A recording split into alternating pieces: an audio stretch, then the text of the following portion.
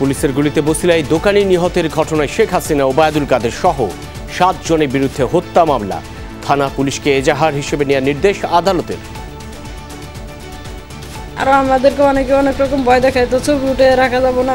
আমরা তো ভয়ে কিছু বলিও না, কিছু করিও না। গুলিটা যেখানে এসে লাগছে ওখানে মাথার মজক অর্ধেক পড়ে গেছে ওখানে। রেজিস্ট্যান্স উইকে ঢাকা বিশ্ববিদ্যালয়ে বৈষম্য বিরোধী ছাত্র আন্দোলনে মিছিল সমাবেশ। আওয়ামী লীগ ও 14 দলের নেতাদের বিরুদ্ধে মামলার আহ্বান। তাদের দ্রুততম সময়ে অপসারণ বিচার নিশ্চিত করতে হবে, সম্মিলিতভাবে সেই ষড়যন্ত্র মোকাবেলা করতে হবে। ঢাকেশ্বরী মন্দির পরিদর্শন করলেন প্রধান উপদেষ্টা। সংখ্যালঘু সম্প্রদায়ের সাথে কার্যালয়ে বৈঠক। বিভাজনের ঊর্ধ্বে মিলেমিশে থাকার আহ্বান। দানবে পরিণত হয়েছিল পুলিশ বিজিবির মতো প্রতিষ্ঠান। দেশে এবং আন্তর্জাতিক আদালতে বিচার হবে দায়ীদের, বললেন স্বরাষ্ট্র উপদেষ্টা।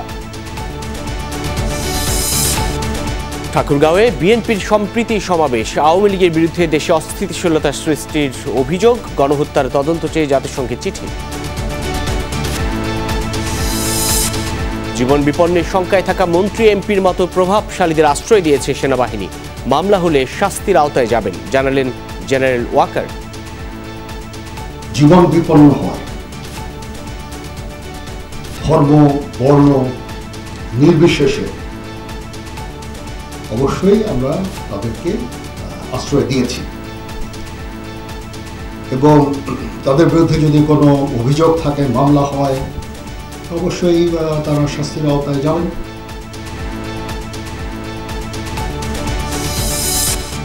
পুলিশে বড় ধরনের রদবদল। এসবির মনির ও সিআইডি প্রধানকে অধিদপ্তরে সংযুক্ত। এনএসআইয়ের মহাপরিচালক হলেন মেজর জেনারেল আবু মোহাম্মদ সরওয়ার ফরিদ।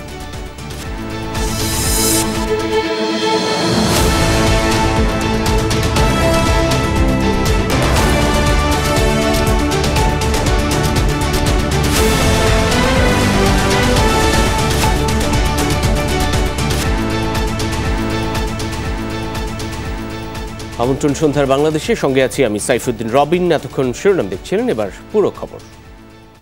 সদ্য বিদায়ী প্রধানমন্ত্রী শেখ হাসিনা ও তার আমলের 2 মন্ত্রী সহ 7 জনের বিরুদ্ধে হত্যা মামলা গ্রহণের নির্দেশ দিয়েছেন আদালত।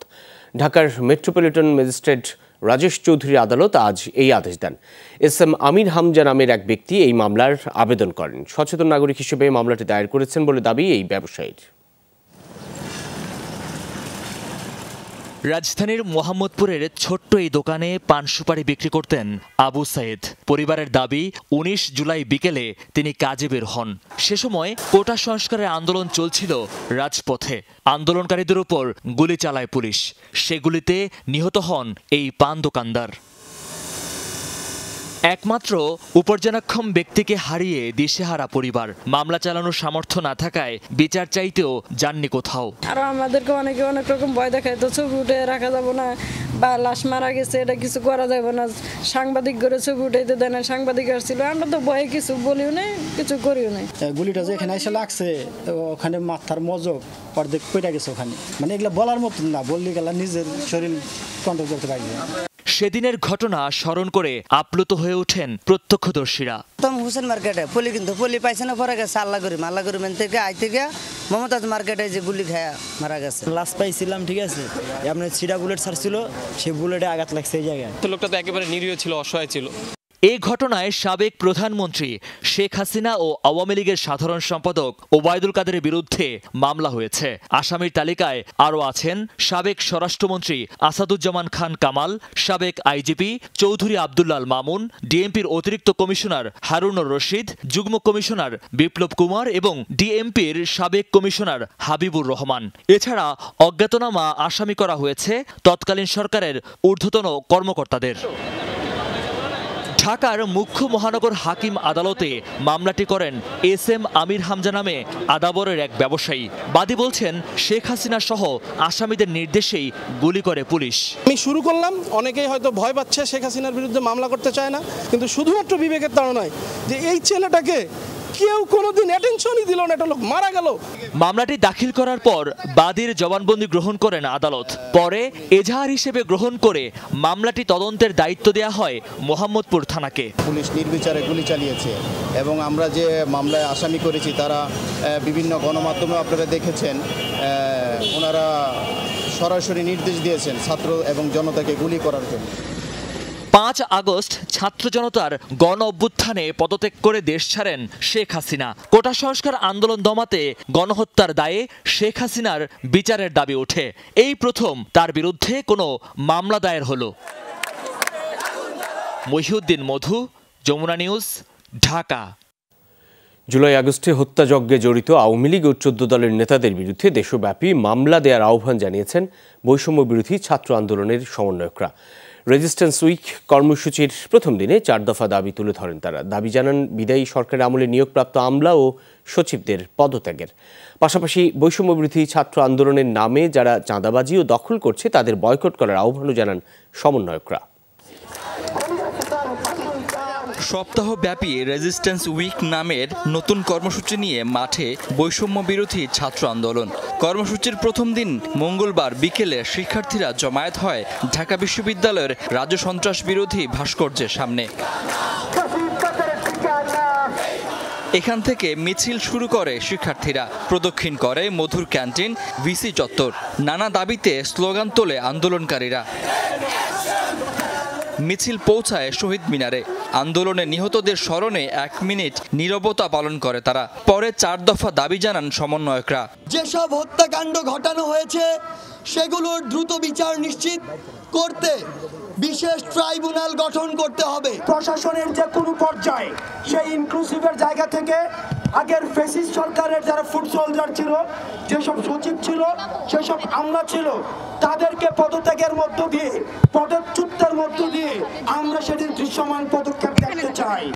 গত সরকারের আমলে নিয়োগপ্রাপ্ত আমলা ও সচিব যাদের বিরুদ্ধে দুর্নীতির অভিযোগ আছে তাদের পদত্যাগের দাবিও জানানো হয়। পাশাপাশি সমন্বয়ক পরিচয়ে যারা চাঁদাবাজি করছে তাদের প্রতিহতের ঘোষণা দেন আন্দোলনকারীরা। যতক্ষণ পর্যন্ত আমরা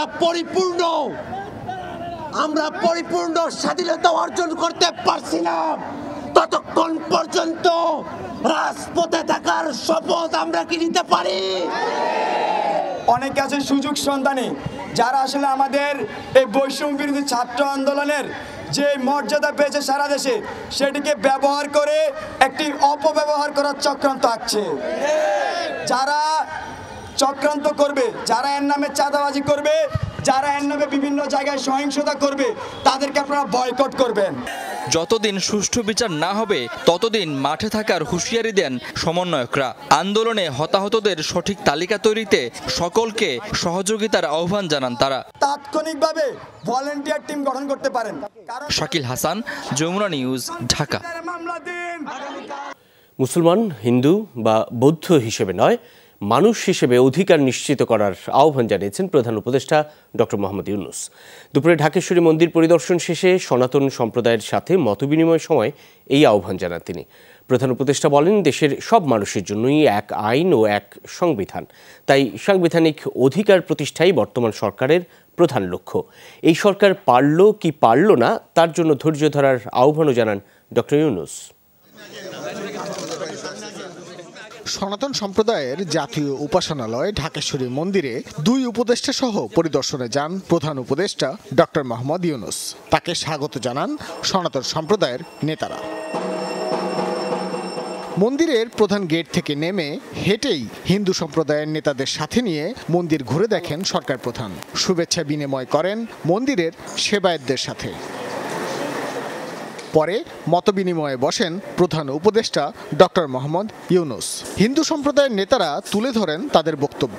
যেদিন এয়ারপোর্টে আসলেন সেদিনে আমাদের কথা বলেছেন, আমরা আশ্বস্ত হয়েছি, সাহস পেয়েছি। আর শপথ নেওয়ার স্বল্পতম সময়ের মধ্যে আপনি আজকে আমাদের কথা ফিল করে এখানে উপস্থিত হয়েছেন, আমরা সাহস পেয়েছি, আস্থা পেয়েছি। পরে প্রধান উপদেষ্টা বলেন, ন্যায় বিচার প্রতিষ্ঠাই সরকারের প্রধান লক্ষ্য। এ সময় ডক্টর ইউনূস ধর্ম ও জাতি হিসেবে নিজেদের মধ্যে বিভক্তি না করার আহ্বান জানান। আমাদের গণতান্ত্রিক যে আকাঙ্ক্ষা সেখানে আমরা বিবেচিত মুসলমান হিসেবে নয়, হিন্দু হিসেবে নয়, বৌদ্ধ হিসেবে নয়, মানুষ হিসেবে আমাদের অধিকারগুলো নিশ্চিত হোক। সমস্ত সমস্যার গোড়া হলো আমরা যত প্রাতিষ্ঠানিক আয়োজন এগুলো করেছি সব কিছু পচে গেছে, এই কারণে এই গোলমালগুলো হইতেছে। কাজে আমরা প্রাতিষ্ঠানিক আয়োজনগুলোকে ঠিক করতে হবে, যে ন্যায় বিচার হলে কে বিচার পাবেন আমারে বলেন। সবাইকে ধৈর্য ধরে সরকারকে সহায়তা করার আহ্বান জানান ডক্টর ইউনূস।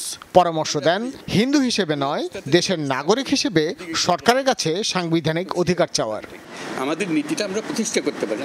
আমরা যে প্রাতিষ্ঠানিক আয়োজন করেছি এটা বায়াস একটা, আপনি যত কিছু বলেন ওই একটা খুব করতে আরম্ভ করবেন, তারা মজা পেয়ে যাবেন। ওই মজার খেলাতে আমাদেরকে নিয়ে যাবেন। আমরা এসেছি যে এক মানুষ এক অধিকার, এর মধ্যে কোনো পার্থক্য করা যাবে না। আমাদেরকে একটু সাহায্য করেন, আপনারা ধৈর্য ধরেন, করতে পারলাম কি পারলাম না সেটা পরে বিচার করেন, যদি না পারি আমাদেরকে দোষ দিন, এটাই হলো বিষয়। অন্তর্বর্তী সরকারের কাছে 53 বছরের সনাতন নির্যাতন ও বৈষম্যের বিচারে কমিশন গঠন করার দাবি জানান সনাতন সম্প্রদায়ের নেতারা। ভাস্কর ভাদুরী, যমুনা নিউজ, ঢাকা। প্রধান উপদেষ্টার আশ্বাসের প্রেক্ষিতে 8 দফা দাবিতে সংখ্যালঘু অধিকার আন্দোলনের চলমান কর্মসূচি আগামী 3 দিনের জন্য স্থগিত করা হয়েছে। এর মধ্যে 8 দফা দাবির দৃশ্যমান বাস্তবায়ন চান তারা। এদিকে অন্য আরেক বৈঠকে ৭১-এর চেতনায় অসাম্প্রদায়িক বাংলাদেশ গঠনের দাবি জানান হিন্দু বৌদ্ধ খ্রিস্টান ঐক্য পরিষদের নেতারা। বলেন কেবল প্রতিশ্রুতি নয়, বাস্তবায়ন চান তারা। আওয়ামী লীগ সরকারের পতনের পর থেকে সংখ্যালঘু সম্প্রদায়ের উপর হামলা, মন্দির উপাসনালয়ে ভাঙচুরের অভিযোগে 4 দিন ধরে শাহবাগ মোড়ে বিক্ষোভ করছে সংখ্যালঘু অধিকার পরিষদের ব্যানারে শিক্ষার্থীদের একটি সংগঠন। মঙ্গলবার রাষ্ট্রীয় অতিথি ভবন যমুনায় প্রধান উপদেষ্টা ডক্টর মোহাম্মদ ইউনূসের সাথে বৈঠক করেন আন্দোলনরত শিক্ষার্থীদের 6 প্রতিনিধি। অবিলম্বে ট্রাইব্যুনাল গঠন করে হামলা ভাঙচুরে জড়িতদের বিচার সহ 8 দফা দাবি জানান তারা। সরকারের পক্ষ থেকে আশ্বাস পাওয়ার কথাও জানান তারা। যেগুলো শর্ট টার্ম সেগুলো খুব দ্রুত বাস্তবায়নের জন্য তারা বলেছেন, এবং আমরা জানিয়েছি যে হ্যাঁ, আমরা তাদেরকে এই সময়টুকু দেব এবং আমরা খুব দ্রুত এটার সুষ্ঠু সমাধানের জন্য কর্মসূচিগুলোর পরবর্তী পদক্ষেপ কী হবে বিচার বিবেচনায় রাখব। এরপরেই প্রধান উপদেষ্টার সাথে বৈঠক করেন হিন্দু বৌদ্ধ খ্রিস্টান ঐক্য পরিষদের নেতারা। মুক্তিযুদ্ধের চেতনায় অসাম্প্রদায়িক সমাজ গঠনের আহ্বান তাদের। একটি বৈষম্যহীন গণতান্ত্রিক অসাম্প্রদায়িক রাষ্ট্র ব্যবস্থা, এই লক্ষ্য নিয়েই তারা কাজে ইতিমধ্যে শুরু করেছেন এবং তারাও চান একটি পরিবেশ তৈরি করা, যেই পরিবেশের মধ্য দিয়ে বাংলাদেশের মানুষের মনে আশা এবং আস্থা জাগাতে পারে। আমরা বলেছি অতীতে বিচারহীনতার যে অপসংস্কৃতি বাংলাদেশে চালু হয়েছে সেটা এই সরকারের মাধ্যমে সমূলে এটাকে ধ্বংস করা হবে, আর কেউ যেন এই ধরনের অপচেষ্টা করে পার না পায়। আলাদাভাবে প্রধান উপদেষ্টার সাথে দেখা করেন সচেতন সনাতনী নাগরিক এবং জাগরণ হিন্দু মঞ্চ নামে 2টি সংগঠন। তারাও সংখ্যালঘুদের নিরাপত্তা দাবি করেন। তারা উপযুক্ত পদক্ষেপ নিয়ে এই অরক্ষিত বাংলাদেশকে এইটাকে এখন সুরক্ষিত করবেন, এটা আমাদের জোর দাবি। বৈঠকে আসন্ন দুর্গাপূজায় 3 দিনের ছুটি এবং স্টার সানডে ও প্রবারণা পূর্ণিমায় 1 দিন করে ছুটির দাবি জানানো হয়। আরিফুর রহমান সবুজ, যমুনা নিউজ, ঢাকা। অতিমাত্রায় রাজনীতিকরণের মাধ্যমে পুলিশ, বিজিবি সহ বিভিন্ন প্রতিষ্ঠানকে দানবে পরিণত করা হয়েছিল। এর জন্য দায়ী ব্যক্তিদের দেশীয় এবং আন্তর্জাতিক আদালতে বিচার করা হবে। সকালে পিলখানায় বিজিবি হাসপাতালে ছাত্র আন্দোলনে আহতদের দেখতে গিয়ে এসব কথা বলেন স্বরাষ্ট্র উপদেষ্টা অবসরপ্রাপ্ত brigadier general doctor M Sakhawat Hossain.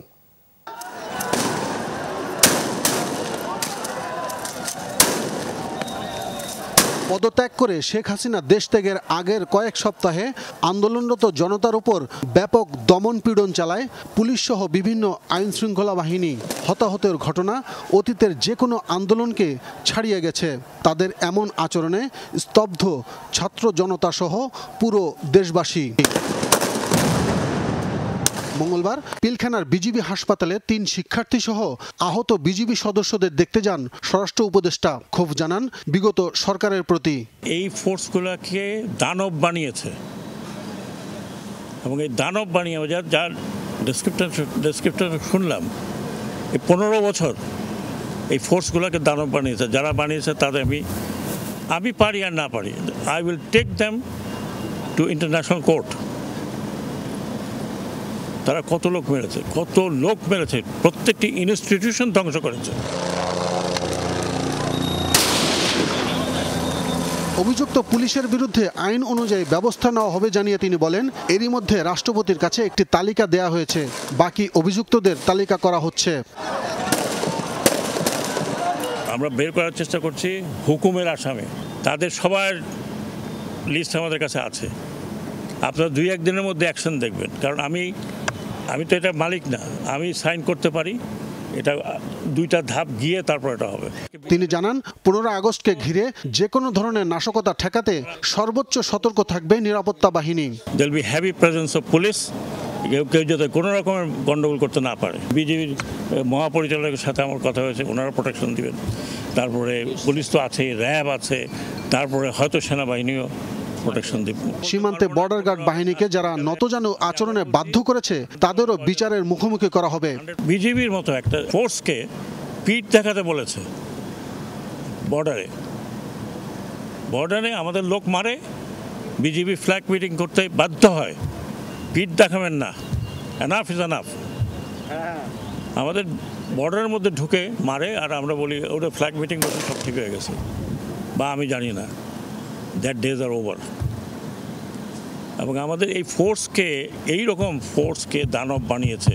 এছাড়া দেশব্যাপী লুট হওয়া অস্ত্র উদ্ধারে বেঁধে দেওয়া সময়সীমার পর সাঁড়াশি অভিযানে নামবে আইন শৃঙ্খলা বাহিনী। আমি ছাত্রদের উদ্দেশ্য করে বলছি যে তোমাদের আন্দোলন কেউ ছিনিয়ে নিতে পারবে না। It will remain as it is. Abdullah Tuhin, Jamuna news, Dhaka. যেটাই হয় দেয়ার বি হেভি। দেশকে অস্থিতিশীল করতে পরিকল্পিতভাবে সংখ্যালঘুদের উপর হামলা চালানো হচ্ছে বলে অভিযোগ করেছেন বিএনপি মহাসচিব মির্জা ফখরুল ইসলাম আলমগীর। তার দাবি, আওয়ামী লীগের দোসররাই এসব হামলা চালাচ্ছে। ঠাকুরগাঁওয়ে সম্প্রীতি সমাবেশ থেকে পরিস্থিতি মোকাবেলায় বিএনপি নেতা কর্মী সহ দেশবাসীকে ঐক্যবদ্ধ থাকার আহ্বান জানান ফখরুল। অন্যদিকে ছাত্র জনতা হত্যার ঘটনা তদন্তে জাতিসংঘের কাছে চিঠি দিয়েছে বিএনপি। সরকার পতনের পর এই প্রথম নিজ জেলা ঠাকুরগাঁয়ে সমাবেশ করেন বিএনপি মহাসচিব মির্জা ফখরুল ইসলাম আলমগীর। মহাসচিবের আগমন ঘিরে ব্যাপক উৎসাহ উদ্দীপনা দেখা গেছে স্থানীয়দের মাঝে। তৃণমূল নেতাদের দাবি, গত 17 বছরের মধ্যে এই প্রথম সংখ্যাহীনভাবে কর্মসূচিতে যোগ দেন বিএনপি কর্মী সমর্থকরা। রাজনৈতিক পট পরিবর্তন, নতুন সরকার গঠন সহ সমসাময়িক নানা ইস্যুতে কথা বলেন বিএনপি মহাসচিব। অভিযোগ করেন, পরিকল্পিতভাবে দেশকে অস্থিতিশীল করার চেষ্টা করছে আওয়ামী দোসররা। আমাদের হিন্দু ভাইদেরকে ঢাল হিসেবে আগে বাড়ায় দিতে চায়। এটা হচ্ছে তাদের একটা খুব বড় খেলা, অপচেষ্টা। এর আগে ঢাকা থেকে ঠাকুরগাঁও যাওয়ার পথে দিনাজপুরে পথসভায় বক্তব্য রাখেন বিএনপি মহাসচিব। অভিযোগ করেন, বিদেশে থেকে দেশকে অস্থিতিশীল করার ষড়যন্ত্র করছে শেখ হাসিনা। আশা করেন দেশে শান্তি ফিরিয়ে দ্রুত নির্বাচনের ব্যবস্থা করবে অন্তর্বর্তী সরকার।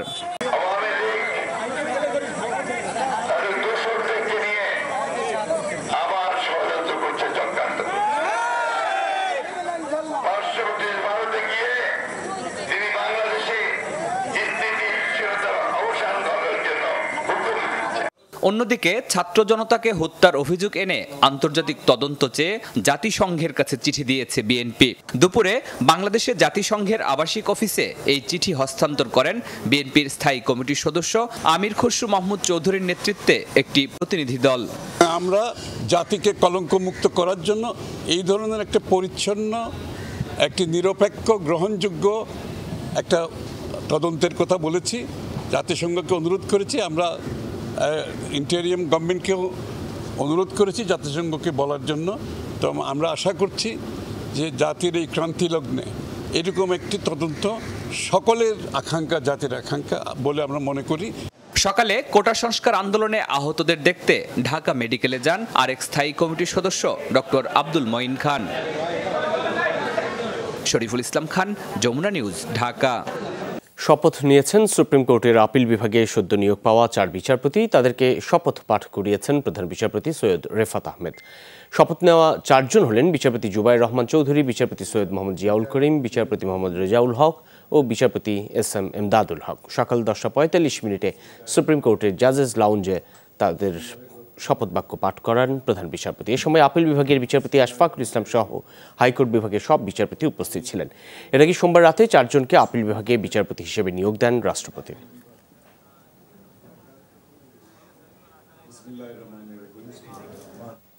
অন্তর্বর্তীকালীন সরকারের উপদেষ্টা হিসেবে শপথ নিয়েছেন ফারুক ই আজম। মঙ্গলবার সকালে বঙ্গভবনে এক অনুষ্ঠানে রাষ্ট্রপতি মোহাম্মদ শাহাবুদ্দিন তাকে শপথ বাক্য পাঠ করান। তাকে মুক্তিযুদ্ধ বিষয়ক মন্ত্রণালয়ের দায়িত্ব দেওয়া হয়েছে। শপথ অনুষ্ঠানে উপস্থিত ছিলেন অন্তর্বর্তীকালীন সরকারের প্রধান উপদেষ্টা ডক্টর মোহাম্মদ ইউনূস ও আইন উপদেষ্টা ডক্টর আসিফ নজরুল।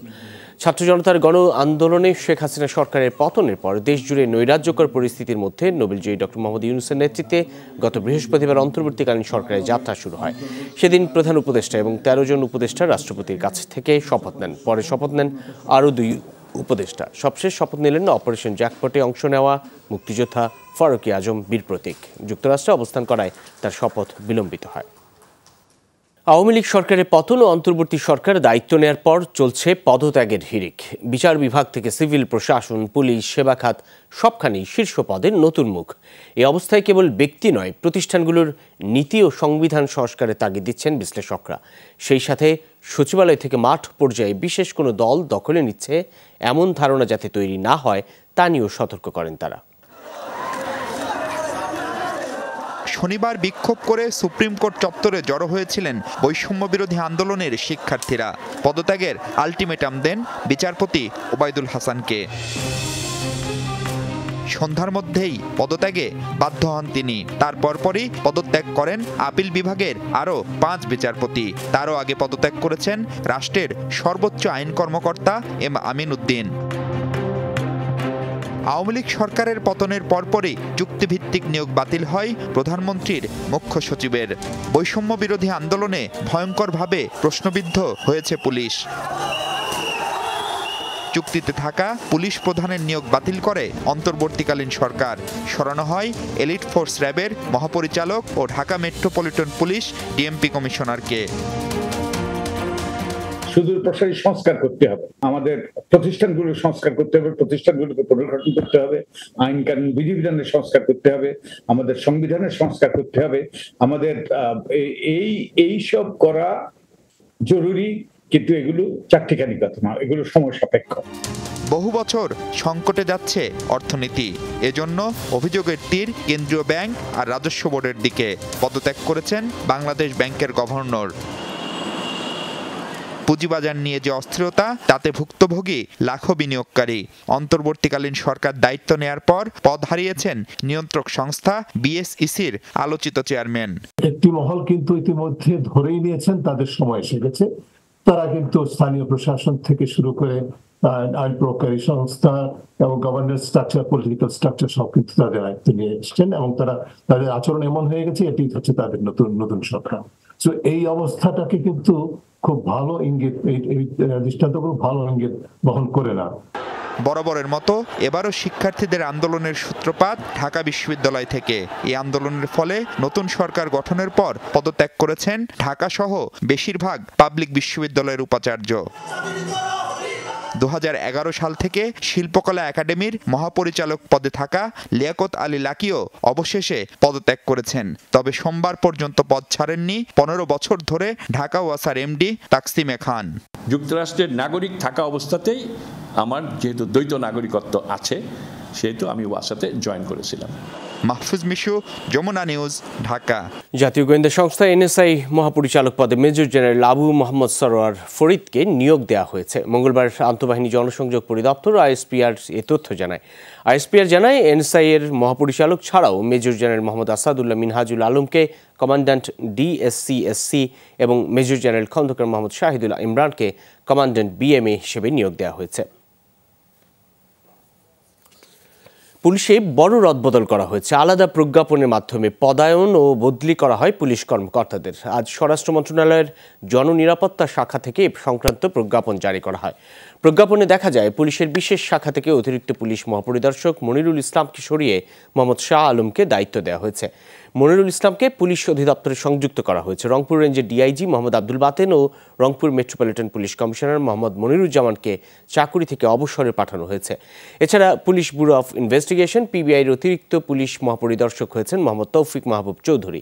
সিআইডি প্রধান অতিরিক্ত পুলিশ মহাপরিদর্শক মোহাম্মদ আলী মিয়া পুলিশ অধিদপ্তরে সংযুক্ত। অতিরিক্ত উপপুলিশ মহাপরিদর্শক মোহাম্মদ আনোয়ার হোসেনকে খাগড়াছড়ি এপিবিএন ও বিশেষায়িত ট্রেনিং সেন্টারে, অতিরিক্ত উপপুলিশ মহাপরিদর্শক এএফএম আঞ্জুমান কালামকে সিআইডিতে, অতিরিক্ত উপপুলিশ মহাপরিদর্শক মোহাম্মদ কামরুল হাসান ও শাহজাদা মোহাম্মদ আসাদুজ্জামানকে পুলিশ অধিদপ্তরে পদায়ন করা হয়েছে। ডিএমপির যুগ্ম পুলিশ কমিশনার মোহাম্মদ মাসুদ করিম, হাসান মাহমুদ শওকত আলী, খন্দকার ফরিদুল ইসলাম ও সৈয়দ হারুনুর রশিদ ১৩ কর্মকর্তাকে ডিএমপির উপ পুলিশ কমিশনার পদে পদায়ন করা হয়েছে। পাশাপাশি ১৬ পুলিশ সুপারকে বিভিন্ন রেঞ্জে সংযুক্ত করা হয়েছে। জীবনের নিরাপত্তা দিতেই গেল আওয়ামী লীগ সরকারের মন্ত্রিসভার কিছু সদস্যকে সেনা হেফাজতে রাখা হয়েছে বলে জানিয়েছেন সেনাপ্রধান জেনারেল ওয়াকারুজ্জামান। মঙ্গলবার বিকেলে রাজশাহী সেনানিবাসে এক ব্রিফিংয়ে প্রশ্নের জবাবে সেনাপ্রধান জানান, তাদের বিরুদ্ধে কোনো অভিযোগ থাকলে বা মামলা হলে প্রচলিত আইনে বিচার হবে, কিন্তু বিচার বহির্ভূত কোনো কিছু করার সুযোগ নেই। মঙ্গলবার রাজশাহী সেনানিবাসে স্থানীয় প্রশাসন ও আইন শৃঙ্খলা বাহিনীর ঊর্ধ্বতন কর্মকর্তাদের সঙ্গে দীর্ঘ বৈঠক করেন সেনাপ্রধান জেনারেল ওয়াকারুজ্জামান। বৈঠক শেষে সংবাদ ব্রিফিংয়ে তিনি বলেন, এই মুহূর্তে আইন শৃঙ্খলা পরিস্থিতি তাদের নিয়ন্ত্রণে। পুলিশের লুণ্ঠিত অস্ত্র উদ্ধারের উপর গুরুত্ব আরোপ করে তিনি বলেন, অনেক অস্ত্র উদ্ধার হয়েছে আর উদ্ধারে কাজ চলছে। পুলিশ কিছু ট্রমার মধ্যে আছে, এই ট্রমাটা কাটিয়ে উঠলে তারা সম্পূর্ণভাবে যখন কাজ কর্ম শুরু করে দিবে, যখন পরিস্থিতি আরও স্বাভাবিক হয়ে আসবে, তখন আমরা ইনশাআল্লাহ সেনানিবাসে ফেরত যাব। এ সময় সেনাপ্রধান আরও বলেন, সংখ্যালঘু সংক্রান্ত অরাজকতার একটি ঘটনাও প্রত্যাশিত নয়। এমন ঘটনায় অপরাধীদের বিরুদ্ধে ব্যবস্থা নেওয়ার কথাও বলেন তিনি। 20টা জেলায় মোট 30টা এরকম মাইনরিটি রিলেটেড অরাজকতা হয়েছে, সেটা অবশ্যই একটাও কাম্য না, একটা হওয়া কোনো কাম্য না আমাদের কাছে। আমরা এই বিষয়টা দেখছি। ছাত্র জনতার অভ্যুত্থানকালে বিগত আওয়ামী লীগ সরকারের মন্ত্রিসভার বেশ কয়েকজন সদস্যকে দেশের বিভিন্ন জায়গা থেকে সেনা হেফাজতে নেওয়া হয়। তাদের নিরাপত্তা দিতেই এমনটা করা হয় বলে সাংবাদিকদের এক প্রশ্নের জবাবে জানিয়েছেন সেনাপ্রধান। জীবন বিপন্ন হয়, ধর্ম বর্ণ নির্বিশেষে অবশ্যই আমরা তাদেরকে আশ্রয় দিয়েছি, এবং তাদের বিরুদ্ধে যদি কোনো অভিযোগ থাকে, মামলা হয়, অবশ্যই তারা শাস্তির আওতায় যাবেন। কোন রকম ধ্বংসাত্মক কাজে জড়িত না হওয়ার আহ্বান জানিয়ে জেনারেল ওয়াকার বলেন, সবাই মিলে কাজ করে দেশকে এগিয়ে নেয়ার যে সুযোগ এসেছে তার সর্বোচ্চ ব্যবহার করতে হবে সবাইকে। যদি সবাই একসাথে কাজ করি, অবশ্যই আমরা। শিবলি নোমান, যমুনা নিউজ, রাজশাহী। কোটা আন্দোলনের সময় হেলিকপ্টার থেকে করা গুলিতে 9 শিশু নিহতের ঘটনায় তদন্ত চেয়ে করা রিট শুনবে হাইকোর্ট। বিচারপতি শেখ হাসান আরিফের নেতৃত্বাধীন দ্বৈত বেঞ্চে আগামীকাল রিটটির শুনানি হবে। এর আগে এই রিটটি শুনতে অপারগতা প্রকাশ করেছিলেন হাইকোর্টের একটি দ্বৈত বেঞ্চ। 4 আগস্ট রিটটি বিচারপতি মোস্তফা জামান ইসলাম ও বিচারপতি SM মাসুদ হোসাইন দোলনের বেঞ্চে উপস্থাপন করা হলে বেঞ্চের জ্যেষ্ঠ বিচারপতি বলেছিলেন, রাজনৈতিক ইস্যু রাজপথে সেটেল হওয়া উচিত। পরে সেই বেঞ্চে শুরু হয় বিক্ষোভকারীদের লক্ষ্য করে পুলিশের সরাসরি গুলি বন্ধে রিটের শুনানি, যা সরাসরি খারিজ করেছিলেন হাইকোর্ট। বাড়িয়ে বা কমিয়ে নয়, এখন থেকে প্রকাশ করা হবে সঠিক মূল্যস্ফীতি এবং জিডিপির তথ্য। মূল্যস্ফীতি নিয়ন্ত্রণে বিশেষ গুরুত্ব দেওয়ার প্রতিশ্রুতি দিয়েছেন অর্থ ও পরিকল্পনা উপদেষ্টা ডক্টর সালেউদ্দিন আহমেদ। বলেন, কয়েকদিনের সংখ্যাতে পণ্যের যোগান কমে যাওয়ায় বেড়েছে দাম। তিনি জানান, প্রকল্পের অর্থ অপচয় বন্ধ করতে হবে। এক বৃষ্টিতে রাস্তা ধুয়ে যাবে এমন হলে চলবে না। ক্রেতার নাগালের বাইরে পণ্যমূল্য। 1 দশকের মধ্যে এখন সবচেয়ে বেশি মূল্যস্ফীতির হার। সীমাহীন কষ্টে আছে নির্দিষ্ট আয়ের মানুষ। দায়িত্ব নেবার পর সকালে পরিকল্পনা মন্ত্রণালয়ে যান অর্থ ও পরিকল্পনা উপদেষ্টা। সেখানে দ্রব্যমূল্য মানুষের ক্রয় ক্ষমতার মধ্যে নিয়ে আসার আশ্বাস দেন। বলেন আর হবে না তথ্যের গরমিল। অলরেডি কিন্তু মেসেজ গেছে যে ওই কোনোখানে আটকে যায়, যেখানে হয়তো একটা জিনিসের দাম হলো 6 টাকা, ঢাকায় 100 টাকা কেন হয়, এগুলো আমরা ওরা কিন্তু ডিরেকশন দিয়ে দেওয়া হয়েছে। এই যে ইনফ্লেশনটা বেড়েছে, আমি তো ওটা দেখেছি, আমি ভাবলাম যে বেড়ে গেছে, এটাতে আমি কি অনেকের মতো এটাকে ঠিকঠাক ম্যাসাজ করে এটাকে কমাবো কিনা, আমার ওই সময় যা আছে তাই। পরে মন্ত্রণালয়ের সকল বিভাগের প্রধান ও সচিবদের সঙ্গে বৈঠক করেন উপদেষ্টা। ব্রিফিংয়ে বলেন প্রকল্পের অপচয় বন্ধ করতে হবে, কেনাকাটায় নিশ্চিত করতে হবে স্বচ্ছতা। স্বচ্ছতা, জবাবদিহিতা, প্রকিউরমেন্টের ব্যাপারে এগুলো আমরা ইস্যু করবেন। ওই পাসিং দ্য বাক, আমার সময় ছিলাম না, আমি করি নাই, আরেকজন করে গেছে, এইগুলো কিন্তু আমি এসে করবো না। আপনার দায়িত্ব নেবেন। রাস্তা বানিয়েছে, এক বৃষ্টিতে রাস্তার উপরে পিচ সব চলে গেল, গর্ত হয়ে গেল, পটহোল হলো, এইগুলো কিন্তু আমরা এখন থেকে আপনাদেরকে শেখাতে হবে। প্রকল্প বাস্তবায়ন হার খুবই দুর্বল। একজন প্রকল্প পরিচালকের কাঁধে একাধিক প্রকল্প গুছিয়ে দেওয়া যাবে না। আরেকটা বাস্তবায়নটা সবচেয়ে উইক আমাদের। এই যে এডিপি বাস্তবায়ন এবার হচ্ছে একটা বিশেষ কারণ হয়েছে, 54% কত জানি, 54% বোধ হয়। এটাতে বিশেষ সময় এটা নিয়ে চিন্তা করার কারণ নাই, কিন্তু নর্মালি বাস্তবায়নটা আপনারা দ্রুত করবেন। ওই যে অনেকগুলি প্রজেক্ট নিলেন, প্রজেক্ট ডাইরেক্টর পাবেন না, সময় নেবেন, এটা চলবে না। আর একজন প্রজেক্ট ডাইরেক্টর 4টা প্রজেক্টের দায়িত্ব থাকবেন, 4টা প্রজেক্টের দায়িত্ব থাকা মানে তো আপনি বুঝতে পারছেন। উপদেষ্টা জানান কম ব্যয় করে বেশি মানুষের সুফল হয় এমন প্রকল্প আগে বাস্তবায়ন করা হবে। রিমন রহমান, যমুনা নিউজ, ঢাকা। বিদায়ী সরকারের আইসিটির প্রতিমন্ত্রী জুনায়েদ আহমেদ পলকের মৌখিক নির্দেশেই বন্ধ করে দেওয়া হয়েছিল ইন্টারনেট সেবা। মন্ত্রণালয় গঠিত তদন্ত কমিটির প্রাথমিক প্রতিবেদনে এই তথ্য পাওয়া গেছে। প্রতিবেদন বলছে ওই সময় বিভ্রান্তিকর তথ্যের মাধ্যমে জাতির সাথে মিথ্যাচার করেছেন প্রতিমন্ত্রী পলক। গত 17 জুলাই রাত থেকে মোবাইল ইন্টারনেট ও 18 জুলাই রাতে ব্রডব্যান্ড ইন্টারনেট সেবা বন্ধ হয়ে যায়। 5 দিন ব্রডব্যান্ড এবং 10 দিন মোবাইল ইন্টারনেট বন্ধ ছিল। ফেসবুক, হোয়াটসঅ্যাপের মতো সেবাও বন্ধ ছিল 13 দিন। বৈষম্য বিরোধী ছাত্র আন্দোলনের সময় তৎকালীন টেলিযোগাযোগ প্রতিমন্ত্রী জুনায়েদ আহমেদ পলকের নির্দেশেই ব্যান্ডউইথ সরবরাহ বন্ধ রাখা হয়। মন্ত্রণালয় গঠিত প্রাথমিক তদন্ত প্রতিবেদনে এই চিত্র উঠে আসে। বলা হয় প্রশাসনিক অনুমোদন ছাড়াই মৌখিক নির্দেশে সেবা বন্ধ রাখতে বাধ্য করেন পলক। এর সাথে যুক্ত ছিলেন বিটিআরসির চেয়ারম্যান প্রকৌশলী মহিউদ্দিন আহমেদ। কার্যকর উদ্যোগ নিয়েছিল এনটিএমসি। সংশ্লিষ্টরা বলছেন ডাটা সেন্টার পুড়ে যাওয়ার জন্য নয়, বরং নিয়ন্ত্রক সংস্থার কর্তা ব্যক্তিদের চাপেই ব্যান্ডউইথ সরবরাহ বন্ধ রাখা হয়। আইটিসি এবং সাবমেরিন কেবল আমরা জানতে পেরেছি যে সেই জায়গা থেকেই ব্যান্ডউইথগুলো আইএসজিকে সরবরাহ করছে না, তদ্রূপ আইএসজিও আমাদেরকে ব্যান্ডউইথ দিতে পারছিল না, যার কারণেই আসলে এই ইন্টারনেট সেবা আমরা বিশেষ করে 5 দিন এবং 10 দিন মোবাইলের সেবাটা আমাদের ব্যাহত হয়েছিল এবং বন্ধ ছিল সারা বাংলাদেশে। সাবমেরিন কেবল এবং আইটিসি অপারেটর থেকে ব্যান্ডউইথ সরবরাহ বন্ধ রাখার মৌখিক নির্দেশনাও দেওয়া হয় বলে জানান ইন্টারন্যাশনাল ইন্টারনেট গেটওয়ে অপারেটররা। এটা সরকারের থেকেই নির্দেশনা দেওয়া হয়েছিল যে আইএসজি অপারেটরদেরকে কোনো ধরনের ব্যান্ডউইথ যেন প্রোভাইড না করা হয়, বাট আইএসজিতে সরকারের পক্ষ থেকে কোনো নির্দেশনা আমাদেরকে দেয় নাই। আমরা সেই সময় একবারে টোটালি আউট অফ নেটওয়ার্কই ছিলাম। তারই ফলশ্রুতিতে দেখা গিয়েছিল আমরা আমাদের যে ডাউন স্ট্রিম অপারেটর আছে, ইন্টারনেট সার্ভিস অপারেটর যারা আছেন, ইন্টারনেট সার্ভিস প্রোভাইডারদেরকে আমরা কোনো ব্যান্ডউইথ দিতে পারিনি। এনটিএমসি ও বিটিআরসি থেকে আইএসপি এবং মোবাইল অপারেটরদের ইন্টারনেট বন্ধের নির্দেশ দেওয়া হতো। মাসুদুজ্জামান রবিন, যমুনা নিউজ, ঢাকা। দেশের সব প্রাথমিক বিদ্যালয় চালুর নির্দেশ দিয়েছে প্রাথমিক ও গণশিক্ষা মন্ত্রণালয়। মঙ্গলবার মন্ত্রণালয়ের পক্ষ থেকে প্রকাশিত এক বিজ্ঞপ্তিতে এই নির্দেশ দেওয়া হয়েছে।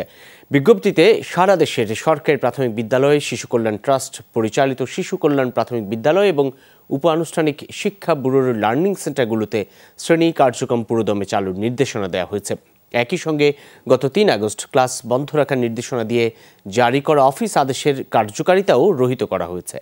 কোটা সংস্কার আন্দোলনের কারণে এতদিন প্রাথমিক বিদ্যালয়গুলো বন্ধ ছিল। পুলিশের প্রত্যক্ষ সহায়তায় দুর্নীতির অভিযোগ নিয়ে দেশ ছাড়েন সাবেক আইজিপি বেনজির আহমেদ। 4 মে সিঙ্গাপুর এয়ারলাইন্সের উড়োজাহাজে করে একাই দেশ ছাড়েন তিনি। বেনজিরের পলায়নের সিসিটিভি ফুটেজ এসেছে যমুনা টেলিভিশনের হাতে। মনিরুল ইসলামের রিপোর্ট। 4 মে রাত 11:40 শাহজালাল আন্তর্জাতিক বিমানবন্দরের সিসিটিভি ফুটেজে দেখা যায় দুর্নীতির দায়ে অভিযুক্ত সাবেক আইজিপি বেনজির আহমেদ সিঙ্গাপুর এয়ারলাইন্সে ওঠার জন্য শেষ সিকিউরিটি চেকের জন্য যাচ্ছেন। তার পরনে সোনালী রঙের একটি হাফ শার্ট এবং ছাই রঙের প্যান্ট এবং কালো শু। পালানোর সময় বেনজির আহমেদের সাথে তার পরিবারের কেউ ছিল না। প্রমাণ মেলে তাকে সেখানে ইউনিফর্ম পরা 2 পুলিশ কর্মকর্তা সহযোগিতা করছেন। বিমানে ওঠার সবশেষ নিরাপত্তা তল্লাশি কক্ষের ফুটেজে দেখা যায় সেখানে থাকা আনসার সদস্যকে বডি চেক করতে না দিয়েই তিনি পাশ কাটিয়ে চলে যান। যাত্রী যেই হোক না কেন শরীরে তল্লাশি করা নিয়ম এই কক্ষে, অথচ ইমিগ্রেশন পুলিশের সহায়তায় সাবেক আইজি বেনজির তার ধার ধারেননি। এমনকি তিনি নিজে দাঁড়িয়ে ইমিগ্রেশন শেষ করেননি। সেখানকার কর্মকর্তারাই বিশেষভাবে তার পাসপোর্টের সিল স্বাক্ষর দিয়ে তল্লাশি ছাড়াই পাসপোর্ট ও লাগেজ বেনজির আহমেদকে হস্তান্তর করেন। এ সময় ইউনিফর্ম পরা পুলিশদের হাত নাড়িয়ে বিদায় জানান বেনজির আহমেদ।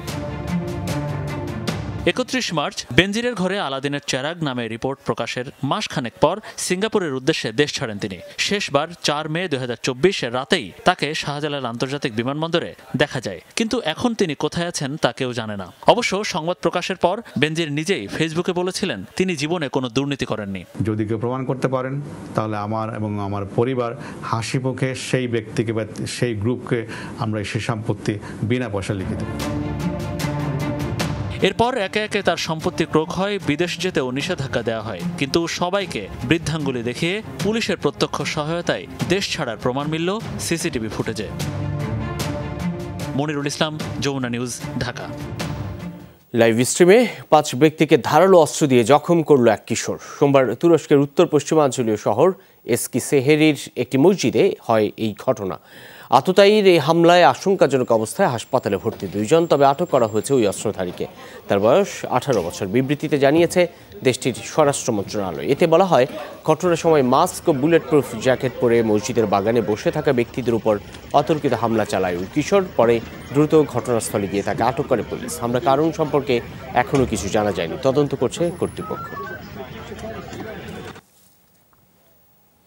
এই ছিল আজকের সন্ধ্যার বাংলাদেশের আয়োজন। এতক্ষণ সাথে থাকার জন্য ধন্যবাদ সকলকে।